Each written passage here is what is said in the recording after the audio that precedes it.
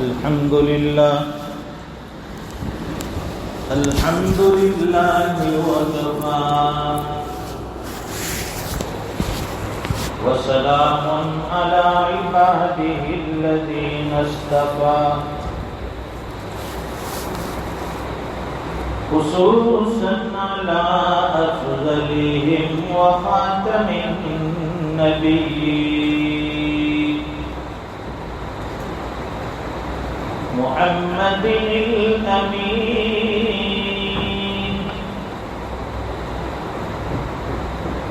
وعلى آله وأصحابه أجمعين. أما بعد فأعوذ بالله من الشيطان الرجيم.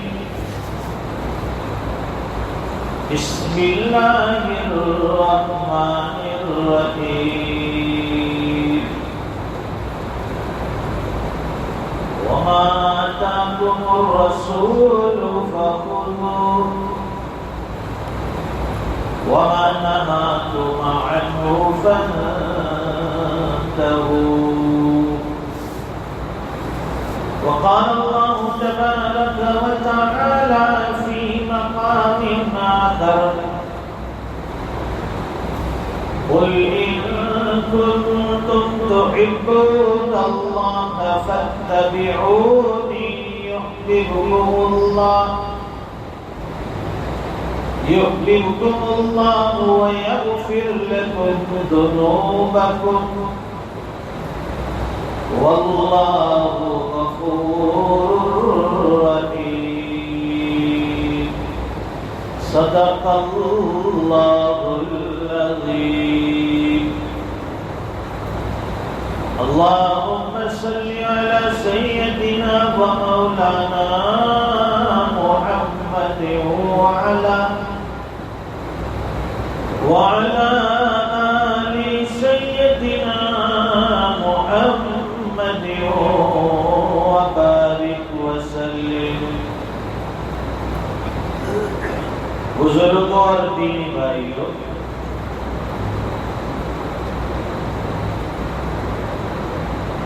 ہمارے سال کی آغاز قربانیوں سے ہوتی ہے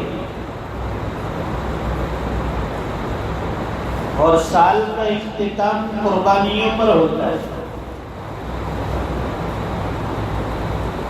سال شروع ہوتا ہے قربانیوں سے، سال ختم ہوتا ہے قربانیوں پر. ماہ محرم سے سال شروع ہوتا ہے جس میں قربانیاں دین کے خاطر، حق کے خاطر.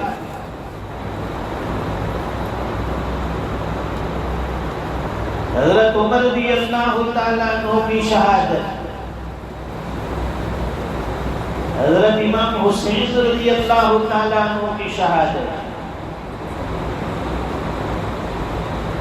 اور سال ختم ہوتا ہے ذی الحج کے مہینے میں،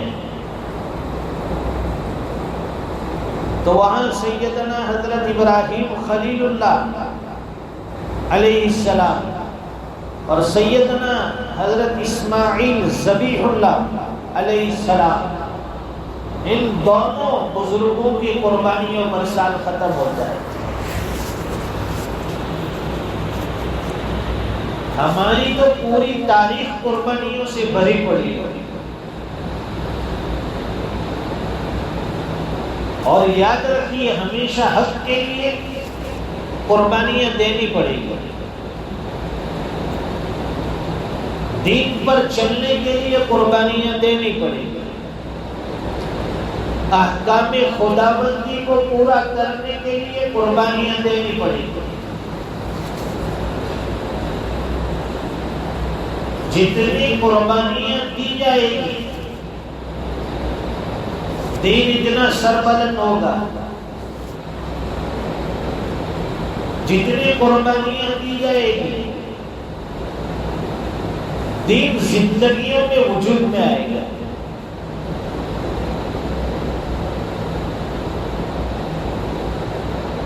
لوگ پوچھتے ہیں کہ بھئی اسلام میں کیا قربانیاں ہیں، کیا خصوصیت ہے؟ کبھی تاریخ اسلام اٹھا کر دیکھیے، پڑھ کے دیکھیے، مطالعہ کر کے دیکھیے۔ تاریخ کے ہر صفحے پر جب سے دنیا وجود میں آئی ہے، ہر نبی کے دور میں اہل حق نے قربانیاں دی، اور اس امت مسلمہ کی قربانی تاریخ کے ہر ورق کو، ہر صفحے کو اٹھائیے، کسی نہ کسی صحابی کی قربانی سے وہ صفحہ لبریز ہو جائے۔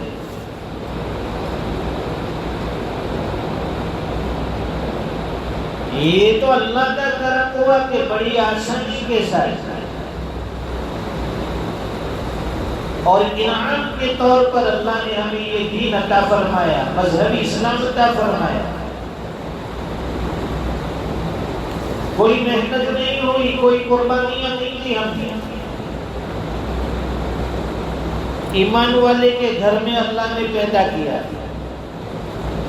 مسلم معاشرے میں پیدا کیا، اور مسلمانوں کا ماحول ہمیں ملا، ہم مسلمان ہیں۔ قربانیاں تو ان لوگوں کی ہیں جنہوں نے دین حق کے خاطر مارے کھائے، اپنی سب چیز داؤ پر لگائی، جان کی بازی لگانے کی ضرورت پیش آئی، جان اللہ کے راستے میں نچھاور کر، مال کی ضرورت پیش آئی، مال اللہ کے راستے میں لوٹا دیا۔ جب جب جیسی جیسی قربانیاں مانگی گئی، اہل حق ہمیشہ وہ قربانیاں دیتے ہیں۔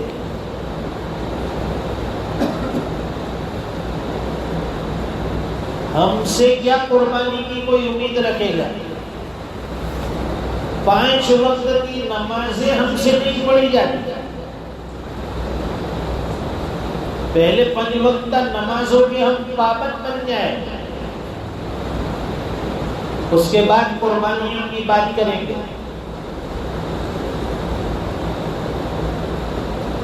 شریعت کے دوسرے احکام پر عمل کرنا دور کی بات ہے، پہلے 5 وقت کی نمازیں پڑھ کر بتاؤ، ادا کر کے بتاؤ، اس میں ہماری نہ جانے کتنی غفلتیں ہیں۔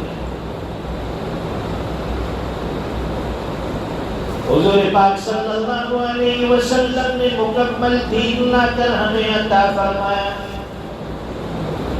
کتنا پیارا دین، اس کی کتنی بہترین تعلیمات، خوبصورت دین ہے۔ اسلام کا مطلب ہے سلامتی۔ بھئی کس مذہب سے تعلق رکھتے ہو؟ تمہارا مذہب کون سا ہے؟ تو یہ نہیں کہیں گے کہ ہم مسلمان ہیں، ہمارا مذہب مسلمان ہے، ہمارا مذہب اسلام ہے، اور اسلام کے ماننے والے، اسلام پر چلنے والے کو مسلم کہتے ہیں۔ تو اسلام کا مطلب ہی ہے سراپا خیر خواہی، اسلام کا مطلب ہے تسلیم کرنا، ماننا، سلامتی کا پیغام دینا۔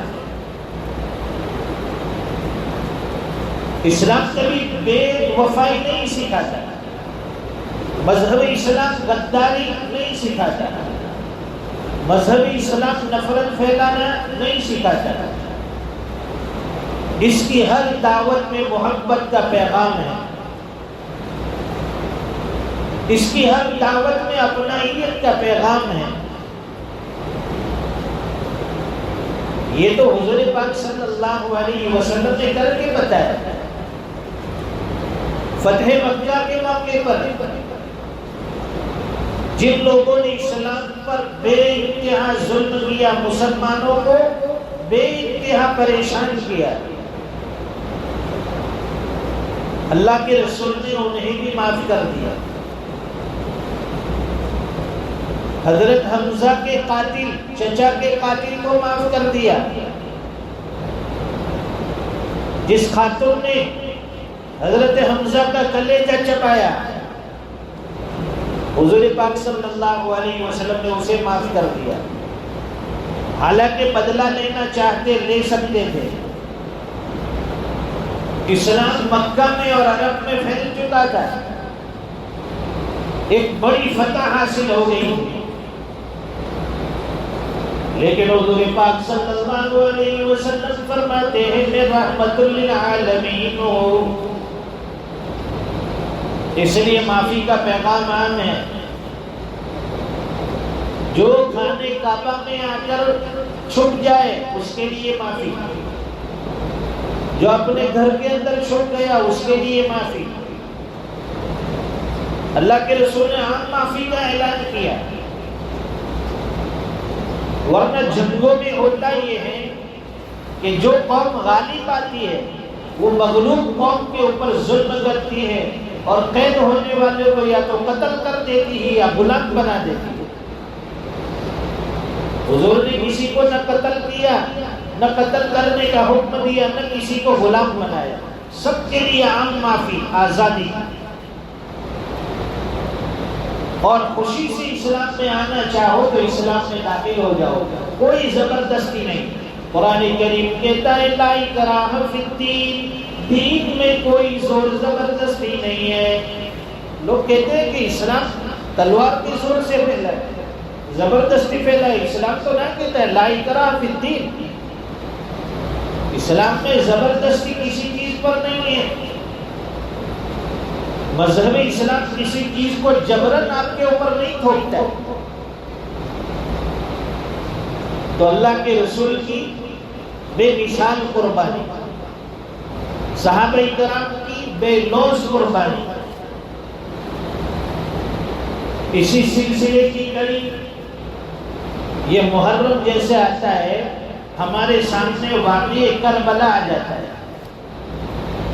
حضرت امام حسین رضی اللہ تعالیٰ عنہ نے اپنی جان کا نذرانہ پیش کیا. کس لیے؟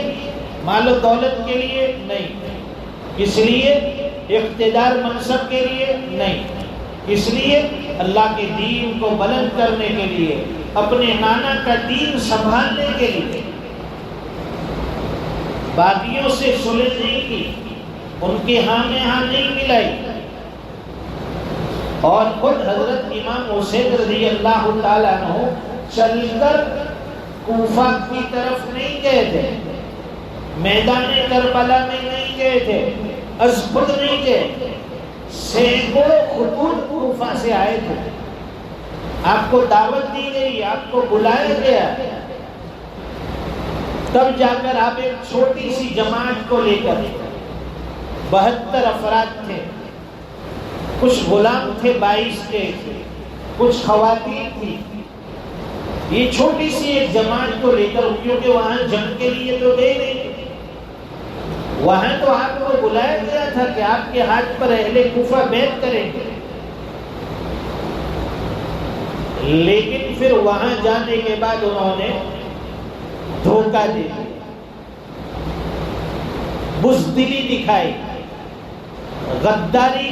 انہوں نے غداری کا مظاہرہ پیش کیا. آپ چاہتے اپنی جان بچا کر واپس لوٹ سکتے، واپس آ سکتے تھے، لیکن حضرت امام حسین رضی اللہ تعالیٰ عنہ نے قدم پیچھے نہیں اٹھایا. باقیوں کے سامنے اپنے سر کو نہیں جھکایا، اللہ کے دین کو مٹنے نہیں دیا، اللہ کے نبی کے لائے ہوئے کلمے کی بے حرمتی نہیں ہونے. گردن کٹوا دی، شہید ہو گئے. کربلا کا واقعہ تاریخی ہے، بڑا واقعہ ہے، اس کے لیے طویل وقت درکار ہے. حضرت امام حسین رضی اللہ تعالیٰ عنہ نے جام شہادت نوش کیا.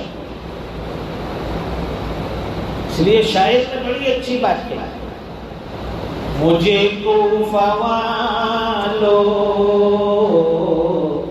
مسافر نہ سمجھو، میں آیا نہیں ہوں، بلایا گیا ہوں. ایک مہمان بنا کر ستایا گیا ہوں، میں رویا نہیں ہوں، رلایا گیا ہوں، بہت ظلم کیا، خیمہ جلایا، ساما بھی لوٹا، گچا بھی ٹوٹا، گلستان بھی چھوٹا، بہشت بری میں مکان بن رہا ہے، میں اجڑا نہیں ہوں، بسایا گیا ہوں۔ اور پیاسا شہید کیا جائے کربلا میں، پانی تک نہیں لیا، خدا جانے کیسی ہے یہ میزبانی، 72 پیاسوں کا ہے بند پانی، مقدر میں ہے جام کوثر کا پینا، میں پیاسا نہیں ہوں، پلایا گیا ہوں۔ کربلا کے میدان میں جان کی بازی لگائی، لیکن اس کے باوجود حضرت امام حسین اور آپ کی جماعت کی ایک بھی نماز قضا نہیں ہوئی۔ جان کی بازی لگا رہے، وہاں بھی نماز قضا نہیں ہوئی۔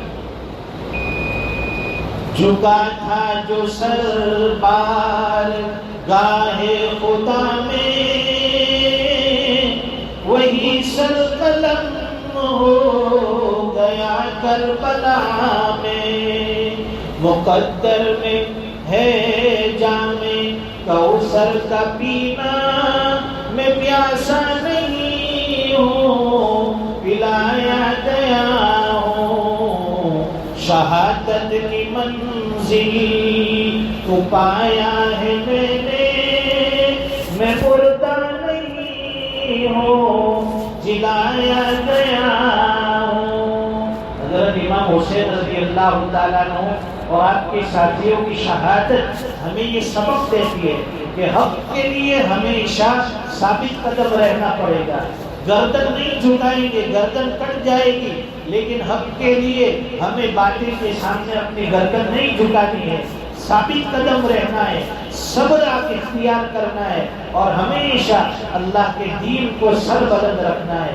اللہ تعالیٰ کہیں سنی باتوں پر عمل کی توفیق عطا فرمائے، اور محرم 10 محرم کا روزہ اگر ہو سکے تو رکھیے، اس کا بڑا ثواب ہے، 1 سال پچھلے گناہوں کی کفارہ ہو جاتا ہے، معاف ہو جاتا ہے۔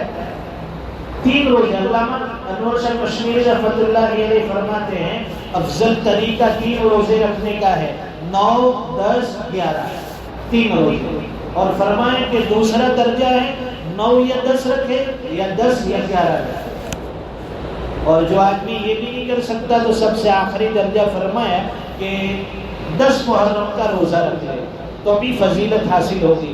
بعض فقہا نے اس کو مکروہ لکھا ہے، لیکن اکثر علماء نے، بڑے محدثین نے اس کی اجازت دی ہے کہ 1 روزہ بھی اگر کوئی رکھنا چاہے تو رکھ سکتا ہے۔